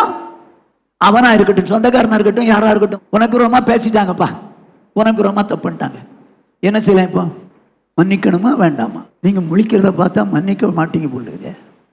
மன்னிச்சிருவோம், ஐயா மன்னிச்சிருவேன்னு சொல்லு. ஆண்டவர் மட்டும் மனது இறங்கி செஞ்ச பாவத்தெல்லாம் மன்னிச்சிடணுமா? அவ பேசின பேச்ச மட்டும் என்னால மறக்க முடியாது, மன்னிக்க மாட்டேன். ஏன் மன்னிக்க மாட்டேன்? உனக்கு அவ மேல இரக்கம் இல்லை. இரக்கம் இல்லாத நியாய தீர்ப்பு கிடைக்கும். ஜாக்கிரதை. இரக்கம் இல்லாதவனுக்கு இரக்கம் இல்லாத நியாய தீர்ப்பு கிடைக்கும். இந்த காலவெளியில் வந்திருக்கிற அருமையான தேவஜனமே, நியாய தீர்ப்பிலே இரக்கம் மேன்மை பாராட்டும். இரக்கம் செய்யாதவனுக்கு இரக்கம் இல்லாத நியாய தீர்ப்பு கிடைக்கும். ஓகே, இரக்கத்துக்கு அர்த்தம் என்ன? முதல்ல குற்றம் இல்லாதவன குற்றப்படுத்தக்கூடாது. ரெண்டாவது, இரக்கத்துக்கு அர்த்தம் என்ன? இறங்கி மன்னிக்கணும். மன்னிக்காதே நீ குற்றம் உள்ளவன். மன்னிக்க மாட்டேன், சும்மா உதாரணம் சொல்றேன். ஏங்க,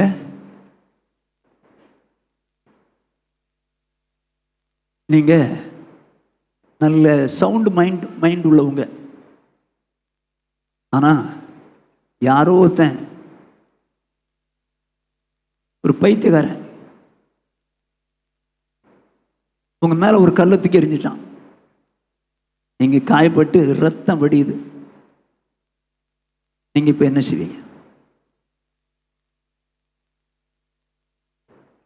எங்க அவன் ஏன் எரிஞ்சான்? அவனுக்கு மைண்டு சரியில்லை, அதனால எரிஞ்சான். இப்போ அதே கல் எடுத்து நீங்க என்ன காயப்படுத்திட்டல, நானும் உன்னை காயப்படுத்தி தூங்கி அடிச்சிங்கன்னு வச்சுங்க, இதில் யாருக்கு மைண்டு சரியில்லை?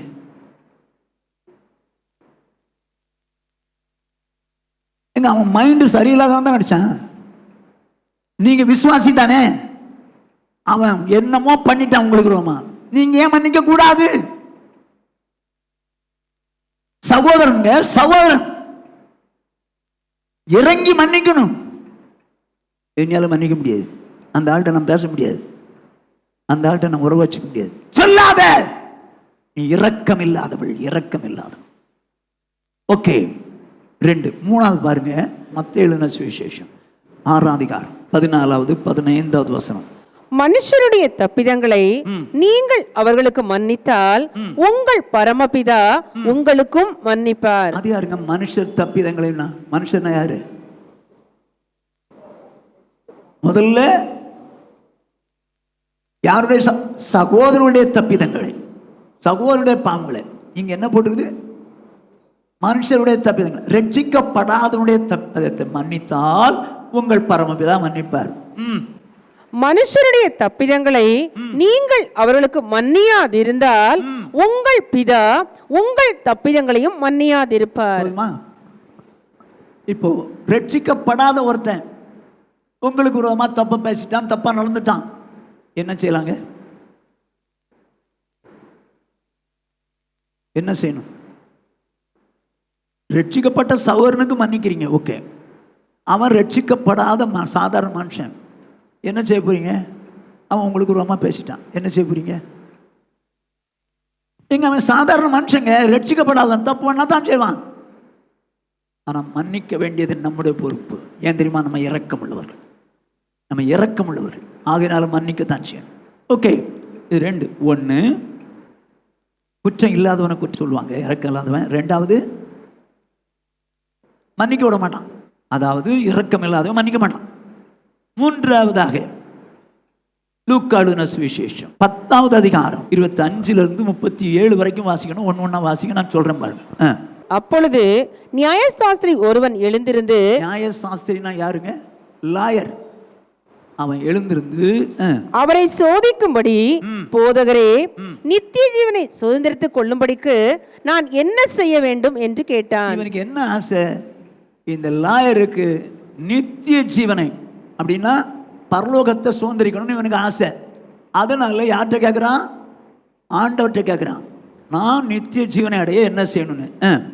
அதற்கு அவர், நியாயப்பிரமாணத்தில் என்ன எழுதியிருக்கிறது, நீ வாசித்திருக்கிறது என்ன என்றார். அவன் பிரதியுத்தரமாக, உன் தேவனாகிய கர்த்தரிடத்தில் உன் முழு இருதயத்தோடும் உன் முழு ஆத்மாவோடும் உன் முழு பலத்தோடும் உன் முழு சிந்தையோடும் அன்பு கூர்ந்து உன்னிடத்தில் அன்பு கூறுவது போல பிறனிடத்திலும் அன்பு கூறுவாயாக என்று எழுதி இருக்கிறது என்றான். நியாயப்பிரமாணத்தில் என்ன எழுது? முழு இருதயத்தோடும் முழு ஆத்மாவோடும் முழு மனதோடும் முழு பலத்தோடும் உன்னிடத்தில் அன்பு கூறுவாயாக. இது முதலாங்க. அதற்கு ஒப்பனையான 2ஆம் கற்பனை என்ன? உன்னிடத்தில் அன்பு கூறுவது போல் பிறனிடத்திலும் அன்பு கூறு. இவன் எதுக்காக வந்து ஆண்டவர்கிட்ட கேட்டான்? என்னதான் வந்து கேட்டான்? நித்திய ஜீவனை சுதந்திரிக்கணும். கொஞ்சம் புரிஞ்சுங்க, பரலோகத்தை சுதந்திரிக்கணுங்க தான் கேட்குறான். அதுக்கு தான் அவர் சொல்றாரு, முழு இதயத்தோடு முழு ஆத்மாவோடும் முழு மனதோடும் முழு பலத்தோடும் அன்பு கூறாங்கன்னு எழுதியிருக்குன்னு அவன் சொன்னான்.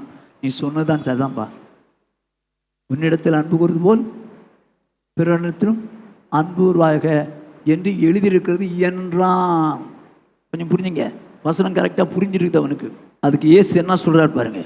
அவர் அவனை நோக்கி, நிதானமாய் உத்தரவு சொன்னாய், அப்படியே செய், அப்பொழுது பிழைப்பாய் என்றார். அப்படியே செய். எப்படியே செய்யணும்? முழு இதயத்தோடு முழு ஆத்மாவோடு முழு மனதோடு முழு பலத்தோடு அன்பு கூறணும். உன்னிடத்தில் அன்பு கூறுவது போல் பிறனிடத்தில் அன்பு கூறணும். அப்படியே செய், அப்பொழுது நீ பிழைப்பாய்னா நித்திய ஜீவனுக்கு போவேன். இவன் எதுதான் கேட்டான்? நித்திய ஜீவனுக்கு போகிறதுக்கு எனக்கு வழி என்னதான் சொல்லுங்கன்றான். அதைத்தான் சொன்னார். இப்போ நானோ நீங்களோ நித்திய ஜீவனுக்கு போகணும்னு புரிஞ்சா அவன் முழு இதயத்தோடு முழு ஆத்துமோடு அன்பு கூறணும் ஆண்டவர் மேலே. அதுக்கு என்ன மாதிரி நீங்கள் செய்வீங்களோ எனக்கு தெரியாது, செய்யுங்க. சரியா? அதுக்கு அவன் என்ன சொல்கிறான் பாருங்க. அவன் தன்னை நீதிமான் என்று காண்பிக்க மனதாய் இயேசுவை நோக்கி, எனக்கு பிறன் யார் என்று கேட்டான். அவன் தன்னை நீதிமான் என்று காண்பிப்பதற்காக இயேசுவை நோக்கி என்ன கேட்கிறான்? எனக்கு பிறன் யார்? தன்னை நீதிமான் என்று காண்பிப்பதற்காக பிறன் யார்? ஆண்டவர் சொன்னார், உன்னிடத்தில் அன்பா இருக்கிறது போல பிறனிடத்திலும். இப்ப இந்த பிறனிடத்தில் அன்பா இருக்கிறதுன்னா எப்படி? ஒரு மனுஷன் தன் மனைவி பிள்ளைகளோடு கூட இருக்கிறான், வீட்டில் இருக்கிறான். அவன் தன் மனைவி பிள்ளைகளுக்காக ஒரு 1/2 கிலோ கறி வாங்கிட்டு வந்தான். இப்போ இன்னொரு 1/2 கிலோ வாங்கினான். வாங்கி பக்கத்து வீட்டுக்காரங்கிட்ட கொடுத்தான். என்ன திடீர்னு நீங்க வாங்கிட்டு வந்திருக்கீங்க? எப்படி? இல்லை, உன்னை போல் பிறனையும் நேசின்னு இருக்குது, அதனால நான் கொண்டு வந்தேன். அப்படியா? ஆண்டவர் அப்படி சொல்லியிருக்காரோ? ஆமா ஆமா ஆமா. 1/2 கிலோ வாங்கி கொண்டு கொடுத்தான். 2வதாக ஒரு நாள் தனக்கு ஒரு பேண்ட் ஷர்ட் எடுத்தான்.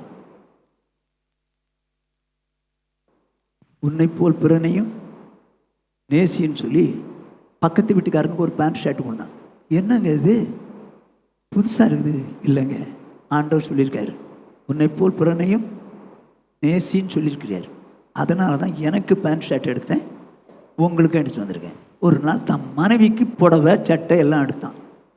இவன் என்ன பண்ணான்? இப்போ அவன் மனைவிக்கும் ஒரு புடவை சட்டை எடுத்துட்டான். எடுத்துட்டு வந்து கொடுக்குறான். என்னங்க இது? உன்னை போல் பிறனை நேசி. ஏய், ஆட்டை கடிச்சு மாட்டை கடிச்சு கடைசியில் மனுஷனே கடிக்கிறியடா. ஏய், என் மனைவிக்கு நீ கொடுக்கணுமா? உன்னை போல் பிறனை நேசி என்னங்க அர்த்தம்? கொன்னுருவான். அவளுக்கு புடவை எடுத்துட்டு போனான். உன்னை போல் பிறனை நேசின்னு சொன்னாரா இல்லையா? அப்படின்னா என்ன அர்த்தம் பாருங்க. அவன் என்ன கேள்வி கேட்டான்? நித்திய ஜீவனுக்கு போகிறதுக்கு வழி என்ன? அப்ப இவனுக்கு என்ன ஆசை இருக்கு? பரலோகம் போகணும்னு. இப்ப அதைத்தான் சொல்றாரு. உனக்கு ஆசை இருக்குல்ல, உன்னை போல் பிறனை நேசி, அவனும் பரலோகத்துக்கு போகணும்னு நினைச்சுக்க. உடனே அவன் கேட்கிறான், எனக்கு பிறன் யார்? எனக்கு பிறன் யார்? நீதிமான் என்று காண்பிக்கத்தக்கதாய் எனக்கு பிறன் அடுத்தவன் யார்? இவன் எங்க போகணும்னு ஆசைப்பட்டு கேட்கிறான்? நித்திய ஜீவனுக்கு. அப்போ ஒன்றை போல பிறன் நேசி, அவனும் அடுத்தவனும் நித்திய ஜீவன் வரணுமா வேண்டாமா? வரணும். என்ன சென்றார் பாருங்க, அதுக்கு உதாரணம் சொல்றார் பாருங்க, வாசிங்க. இயேசு பிரதித்திரமாக, ஒரு மனுஷன் எருசலேமில் இருந்து எரிகோவுக்கு போகையில் கள்ளர் கையில் அகப்பட்டான். அவர்கள் அவன் வஸ்திரங்களை உரிந்து கொண்டு அவனை காயப்படுத்தி குற்றுயிராக விட்டு போனார்கள். காயப்படுத்தி வஸ்திரத்தெல்லாம் உரிஞ்சிட்டு குற்றுயிராக விட்டு போனார்கள். அப்பொழுது தற்செயலாய் ஒரு ஆசாரியன் அந்த வழியை வந்து, எல்லாரும் கவனமா கேட்டுங்க, தற்செயலாய் அந்த வழியா வந்த ஆசாரியன் அப்படின்னா சர்ச்சுக்கு ஊழியம் செய்கிறவன், சர்ச்சில் ஆசாரியன் அந்த வழியாக வந்து தற்செயலாக வர்றான். அப்படின்னா வாக்கிங் வந்திருக்கலாம், தற்செயலாக தான் வரான். அவனை கண்டு பக்கமாய் விலகி போனான். இவனோ அடிபட்டு காயப்பட்டு குற்றுயிராக கிடக்கிறான், ட்ரெஸ் எல்லாம் உரியப்பட்ட நிலைமையில. ஆனால் இவனோ ஆசாரியன், அவனை பார்த்துட்டு பக்கமா விலகி போறான். அந்தபடியே ஒரு லேவியனும் அந்த இடத்துக்கு வந்து அவனை கண்டு பக்கமாய் விலகி போனான். அது யாருங்க? ஆசாரியன் யாரு? லேவியன் யாரு? ஆசாரியன் சபை நடத்துறவன், லேவியன் அசிஸ்டன்ட். லேவியன் வந்து அசிஸ்டன்ட் ஊழியக்காரன். அவனும் வந்தான், பக்கமா விலகி போயிட்டான். பின்பு சமாரியன் ஒருவன் பிரயாணமாய் வருகையில், என்னவா மற்ற 2 பேரும் எப்படி வந்தாங்க? கேஷுவலா வந்தாங்க, தற்செயலா வந்தாங்க. ஆனா சமாரியன் வருகிறான், எங்க போறான்? பிரயாணப்பட்டு போகிறான். எங்கே? ஒரு ஊருக்கு போறான். ஊருக்கு போறதுனால அவனுக்கு வேண்டியதெல்லாம் எடுத்து வச்சுக்கிட்டு போயிட்டு இருக்கிறான். அவனை கண்டு மனதுருகி. யாரை கண்டு? குற்றுயிராய் கள்ளத்தில் அகப்பட்டு வஸ்திரங்கள் உரியப்பட்டு காயப்படுத்தப்பட்ட அந்த மனுஷனை கண்டு மனதுருகி கிட்ட வந்து அவனுடைய காயங்களில் எண்ணெயும் திராட்சரசமும் வார்த்து காயங்களை கட்டி அவனை தன் சுய வாகனத்தின் மேல் ஏற்றி சத்திரத்துக்கு கொண்டு போய் அவனை பராமரித்தான். சரி, சத்திரம்ங்கிற சரி, அவனை காயப்பட்டிருக்கிறான், அவனை காயெல்லாம் கட்டி அவனை சுய வாகனத்தில் ஏற்றி சத்திரத்துக்கு கொண்டு வந்தான். அங்க என்ன பண்ணான் பாருங்க, பராமரித்தான். மறுநாளிலே தான் புறப்படும் போது 2 பணத்தை எடுத்து சத்திரத்தான் கையில் கொடுத்து, நீ இவனை விசாரித்துக்கொள், அதிகமா ஏதாகிலும் இவனுக்காக செலவழித்தால் நான் திரும்பி வரும்போது அதை உனக்கு தருவேன் என்றார். இவன் எங்க போனான்? பிரயாணமா எங்கே போறான்? இப்போ இந்த ஆத்மா எனக்கு முக்கியம். ஆகையினால இங்கே இருந்தால் அவன் பொருட்களெல்லாம் செலவழித்தான், வாகனத்தையும் செலவழித்தான், அதே நேரத்தில் பணத்தையும் செலவழித்தானா? பணத்தையும் செலவழித்தான். சத்திரத்தான் கையில் சொல்கிறான், காசை கொடுத்துட்டு, ஐயா வரும் வரைக்கும் பார்த்துங்க, ஒருவேளை இதுக்கு அதிகமாக நீங்கள் செலவழிச்சிங்க நான் கொடுக்குறேன் அப்படின்றான். இப்படி இருக்க கள்ளர் கையில் அகப்பட்டவனுக்கு இந்த 3 பேரில் எவன் பிறனா இருந்தான், உனக்கு எப்படி தோன்றுகிறது என்றார். அதுக்கு ஆன்சர் என்னன்னு பாருங்க. ஆண்டவர் தான் கேட்கிறார் அவன்கிட்ட. அதற்கு அவன், அவனுக்கு இரக்கம் செய்தவனே என்றான். ஓஹோ. அப்பொழுது இயேசு அவனை நோக்கி, நீயும் போய் அந்தபடியே செய் என்றார். அந்தபடியே செய். எந்தபடி செய்யணும்? இவனுக்கு எங்க போகணும்னு ஆசை? நித்திய ஜீவனுக்கு போகணும்னு ஆசை. இப்ப கள்ளர்கள் கையில மாட்டியிருக்கான் ஒருத்தன், அவனை இங்க உணர்ந்து விட்டுருக்கானுங்க ஒருத்தன் சமாரியன். ஆண்டவர் தான் கேட்கிறாரு, எவன் பிறன்? அவனுக்கு இரக்கம் செய்தவனே. அவனுக்கு கள்ளர் கையில் மாட்டிருக்க, அவனுக்கு எண்ணெய் பூசி திராட்சரசம் வார்த்து தன்னுடைய பணத்தை கொடுத்து வாகனத்தை கொடுத்து அவனை காப்பாற்றி சபைக்குள்ள கொண்டு வந்தான். இவன் தான் இரக்கம் செய்தவன். ஆண்டவர் சொன்னாரு, நீயும் போய் எந்தபடி செய்யணும்? கள்ளர்கள் கையில் மாட்டியிருக்கிற ஜனங்களை நீங்க கர்த்தருடைய வார்த்தையை சொல்லி, அவங்களுக்கு சமாதானமான காரியங்களை சொல்லி, சந்தோஷமான வார்த்தைகளை சொல்லி, பரிசுத்தமான வார்த்தைகளை சொல்லி சபைக்கு கொண்டு வந்து அந்த ஆத்மாவுக்காக செலவு பண்ணுங்க. அப்படின்னா நீங்க பிறனிடத்தில் அன்பா இருக்கீங்க. உன்னை போல் பிறனை நேசி. என்ன நினைக்கிறாமா? நான் பரலோகம் போகணும், உனக்கு பரலோகம் போகணும்னு ஆசை இருக்குல்ல, உன்னை போல பிறனை நேசி. அடுத்தவனு பரலோகத்துக்கு போகணும்னு நேசி. எத்தனை பேர் இருக்குங்க இந்த ஆத்மா பாரம் கொண்டு ஆத்மாக்களை ஆதாயம் பண்ணணுங்கிற எண்ணம் இருக்கு? என்னங்க ஆசை? இன்னைக்கு அந்த பாரமே இல்லையே. அம்பாரம், வீட்டை பற்றி அம்பாரம், பணத்தை பற்றி அம்பாரம்.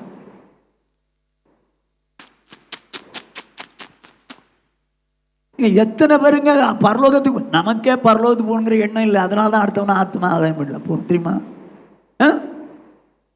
அடுத்தவனை ஆத்மா ஆதாயம் பண்ணா நீ இரக்கம் உள்ளவள், இரக்கம் உள்ளவன். புரிஞ்சுக்க. உனக்கு பரலோகம் போகணும்னு ஆசை இருக்கிறனால தான் நீ அவனை பரலோகத்துக்கு போறதுக்கு நீங்க வசனம் சொல்ற, சுவிசேஷம் சொல்ற. உங்களுக்கு ஆத்மா பாரம் இருக்குதா, இல்ல பணத்துக்கு மேல அம்பாரம் இருக்குதா? எப்படி? உங்களுக்கு சந்தர்ப்பம் கிடைக்கிற நேரத்திலாவது ஆண்டவர் பற்றி சொல்லி ஆண்டவர்கிட்ட கொண்டு வாங்குங்க. ஏன் கொண்டு வரணும்? நீங்க பரலோகத்துக்கு போகணும்னு நினைக்கிறீங்க, அதனால அவனையும் பரலோகத்துக்கு கொண்டு வரணும்னு நினைக்கிறீங்க. ஏன் நினைக்கிறீங்க? உங்களுக்கு அவனை தேவன் பக்கத்தை கொண்டு வந்து பரலோகத்துக்கு கொண்டு வந்து இறக்க குணம் இருக்குது. இரக்கம் செய்கிறவன், இரக்கம் பண்ணணும்னு நினைக்கிறவன் தாங்க சுவிசேஷம் சொல்லி ஆண்டவர்கிட்ட கொண்டு வருவான். சுவிசேஷம் சொல்லணும். 3. 4வது லூக்கா எழுதின சுவிசேஷம் 6:36.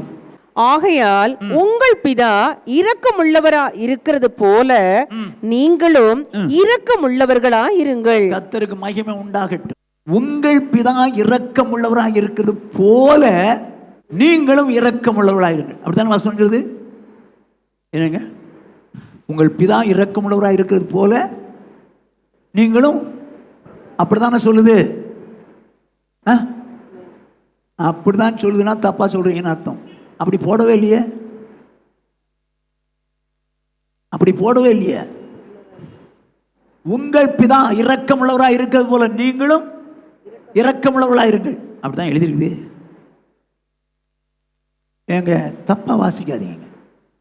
ஒரு வேடை விட்டுட்டு சொல்லி சொல்லி திரும்ப சொல்றேன், அதான் எழுதிருக்கின்றீங்க. என்ன வேர்டு அது? ஆகையால். ரொம்ப முக்கியமான வேர்டுங்க. அதை விட்டுட்டு வாசிங்கன்னா உங்கள் பரமபிதா இரக்கமுள்ளவராக இருக்கிறது போல நீங்களும் இரக்கமுள்ளவராக இருங்க, இப்படிதான். ஆனால் ஆகையால் அப்படின்னு ஏன் போட்டுருந்துச்சு அப்படின்னா 35வது வசனத்தை வாசிங்க. உங்கள் சத்துருக்களை சிநேகியுங்கள், நன்மை செய்யுங்கள், கைமாறு கருதாமல் கடன் கொடுங்கள், அப்பொழுது உங்கள் பலன் மிகுதியாயிருக்கும். உன்னதமானவருக்கு நீங்கள் பிள்ளைகளாயிருப்பீர்கள். அவர் நன்றி அறியாதவர்களுக்கும் துரோகிகளுக்கும் நன்மை செய்கிறாரே. ஆகையால் உங்கள் பிதா இரக்கமுள்ளவராக இருக்கிறது போல நீங்களும் இரக்கமுள்ளவராக இருக்கும். எதனால இரக்கமுள்ளவராக இருக்கணும்? நம்ம அவர் இரக்கமுள்ளவர். அதுல யாருக்கு இறங்கினாரு? நன்றி அறியாதவர்களுக்கும் துரோகிகளுக்கும் இரக்கம் செஞ்சாருங்க. ஏன் தெரியுமா? அவர் இரக்கமுள்ளவர், அதனால இரக்கம் செஞ்சார். நான் நீங்களும் நமக்கு நல்லது செஞ்சவனுக்கு தான் செய்வோம், ஆனா நமக்கு துரோகம் பண்றவனுக்கு நல்லது செய்வோம்?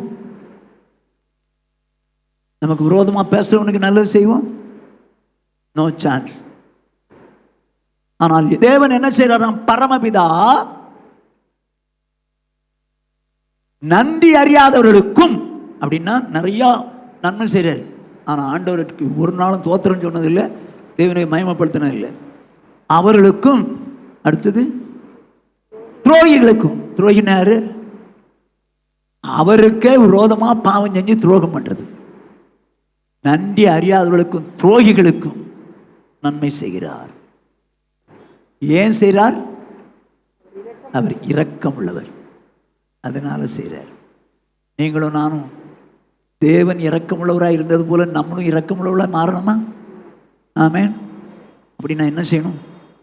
நன்றி கட்ட கூட்டம். எவ்வளவோ செஞ்சேன் அவளுக்கு நன்றி இருக்கா? ஐயோ, கேட்ட போதெல்லாம் கொடுத்தேனே, அவள் கஷ்டப்பட்ட போதெல்லாம் உதவி செஞ்சனே, அவளுக்கு நன்றி இருக்குதா? அதோடு மட்டும் இல்லை, அவளே எனக்கு துரோகம் பண்றா.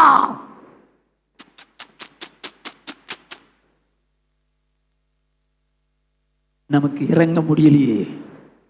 ஆனால் பரமபிதா நன்றி அறியாதவர்களுக்கும் துரோகிகளுக்கும் நன்மை செய்தார். ஏன் செஞ்சார்?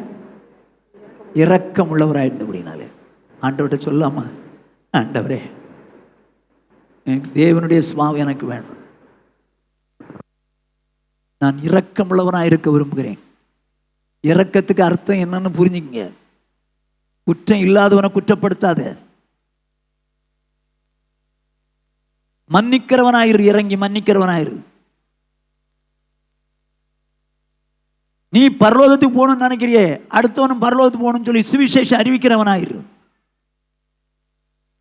நன்றி அறியாதவர்களுக்கும் துரோகிகளுக்கும் நன்மை செய்யும்படி நீ இரக்கம் உள்ளவனாயிரு. ஆண்டவரே, என் வாழ்க்கையிலே நான் இரக்கமுள்ளவளாய் வாழ்வதற்கு என்னை ஒப்புக் கொடுக்கிறேன். தேவனுடைய அன்பிலே நீங்கள் நிலைத்திருந்து நித்திய ஜீவனை பெற்றுக்கொள்ளும்படிக்கு அவருடைய இரக்கத்தை பெற காத்திருங்கள். கடைசி மட்டும் ஆண்டவருடைய அன்பில் என்னை நேசித்து தம்முடைய குமாரனாய் இயேசுவினாலே என்னை மீட்டு என்னை ரட்சித்தாரே, நான் கடைசி வரை அந்த அன்பில் நிலைச்சிருப்பேன். அதோடு மாத்திரமல்ல, நித்திய ஜீவனை பெற்றுக்கொள்வதற்கு நான் இரக்கமுள்ளவனாய் இருப்பேன். என்னை ஒப்பு கொடுக்கிறேன் ஆண்டவரே, என்னை ஒப்பு கொடுக்கிறேன் ஆண்டவரே. எனக்கு இரக்க குணம் தாங்க, எனக்கு இரக்க குணம் தாங்க. இரக்கம் இல்லாதவனுக்கு இரக்கம் இல்லாத நியாயத்தீர்ப்பு. நியாயத்தீர்ப்பு நாளிலே இரக்கம் மேன்மை பாராட்டும். ஆண்டவரே, இரக்க குணம் தேவனிடத்தில் இருந்தது, இயேசுவிடத்தில் இருந்தது. எனக்கும் எங்களுக்கும் கூட அந்த இரக்க குணத்தை தாங்க. கேளுங்க பாப்பா ஆண்டவர்கிட்ட. நீங்களா கேட்டீங்கன்னா தான் கொடுப்பாரு. நான் எல்லாருக்காகவும் ஜெபம் பண்ண முடியும், ஆனால் நீங்களா கேட்டீங்கன்னா தான் உங்களுக்கு கிடைக்கும். ஆண்டவரே, நான் இரக்கமுள்ளவளாய் வாழ விரும்புகிறேன். ஏனால் நியாய தீர்ப்பு நாளிலே இரக்கம் மேன்மை பாராட்டும் என்று எழுதியிருக்கிறதே. இரக்கத்துக்கு அர்த்தம் என்னன்னு சொல்லி தந்தீங்க. அர்த்தத்தை புரிஞ்சு கொண்டேன்னா அப்படியே வாழ என்னை ஒப்பு கொடுக்கிறேன், என்னை அர்ப்பணிக்கிறேன். எல்லாம் வாயத்தன்னு சொல்லுங்க பார்ப்போம். நீங்களா சொல்லுங்க. பாஸ்டர் சொல்ல சொன்னார், அதான் சொன்னேன்னா நீங்கள் அங்கே போனோன்னா மறந்துடுவீங்க. எங்களை நேசிக்கிறேன் எங்கள் மகா பரிசுத்தமுள்ள எங்கள் பரலோக பிதாவே, உம்முடைய பரிசுத்தமுள்ள நாமத்தை வாழ்த்தி ஸ்தோத்திரிக்கிறோம். கிருபையும் இரக்கமுள்ள தேவனே ஸ்தோத்திரிக்கிறோம். தகப்பனே, இந்த நாளிலும் கூட எங்களை அழைத்து வந்து தேவனுடைய அன்பில் நிலைத்திருங்கள் என்றும் நித்திய ஜீவனுக்கு ஏதுவாக இரக்கத்தை பெற காத்திருங்கள் என்றும் எங்களுக்கு வேதத்தின் மூலமாக எங்களுக்கு வெளிப்படுத்தினீரே. கோடா கோடி ஸ்தோத்திரம்.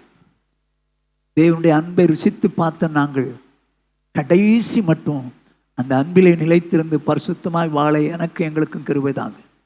அதோடு மாத்திரமல்ல, நித்திய ஜீவன் பெற இரக்கத்திற்காய் காத்திருங்கள்னு சொன்னீங்களே. நித்திய ஜீவனுக்கு போகணும்னா எனக்கு இறக்கம் வேணும், எங்களுக்கு இறக்கம் வேணும் ஆண்டவரே, இறக்கம் வேணும். இரக்கம் இல்லாதவனுக்கு இரக்கம் இல்லாத நியாயத்தீர்ப்பு கிடைக்கும். நியாயத்தீர்ப்புக்கு முன்பாக இரக்கம் மேன்மை பாராட்டும். ஆண்டவரே, மத்தியான வேளையில் இரக்கத்தின் ஆவி எனக்குள்ள தாங்கப்பா. தேவனே, இரக்கத்தின் ஆவி எனக்கு தாங்க ஆண்டவரே. குற்றம் இல்லாதவளை நாங்கள் குற்றப்படுத்தக்கூடாது. யாரை மன்னிக்கணுமா மன்னிச்சிடட்ட ஆண்டவரே. ஆண்டவரே, சுவிசேஷ ஊழியம் செய்து அவங்களுக்கு தேவன் பட்சமாய் பரலோக ராஜ்யத்துக்கு கொண்டு வருவதற்கு அப்படிப்பட்ட பாரத்தின் ஆவியை தருவீராக. அதோடு மாத்திரமல்ல ஆண்டவரே, நன்றி அறியாதவர்களுக்கும் துரோகிகளுக்கும் தேவன் இரக்கம் பாராட்டினது போல எங்களுக்கும் அந்த கேரக்டர் தாங்க. நன்றி அறியாதவர்களுக்கும் துரோகிகளுக்கும் நாங்கள் இரக்கம் செய்வதற்கு இரக்கத்தின் ஆவி என்னை எங்களையும் பிடிக்கட்டும். வந்த எல்லாரையும் ஆசீர்வதித்து சமானத்தோடு அனுப்புங்க. கர்த்தருடைய வருகைக்கு ஆயத்தப்படுத்துங்க. இந்த மாதத்தில் உடைய குமாரனாக இயேசு கிறிஸ்துவின் வருகை இருக்குமானால் அவரை சந்திக்க எங்களை ஆயத்தப்படுத்துங்க.